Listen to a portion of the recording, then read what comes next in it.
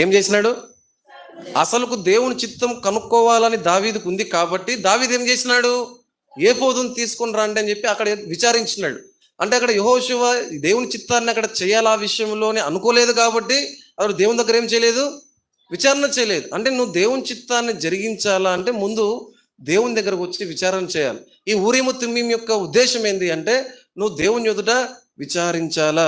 ఇక్కడ దావీదు విచారించినాడు, దావీదు మేలు పొందినాడు. అక్కడ యెహోషువ విచారించలేదు, చాలా ప్రాణ నష్టాన్ని పొందుకున్నారు. నువ్వు గాలి తిరుగుళ్ళు మాటలుగా దేవుడు ఏం జరిగించినా దేవుని చిత్తమే అన్నీకి లేదు. దేవుని ఎదుట మోకాలు వంగి ప్రార్థించాల, విచారించాల, కనిపెట్టాల. అప్పుడు దేవుడు దాన్ని సరే అంటే నీకు రైట్, మేలు. ఒకవేళ కాదు అంటే నష్టం.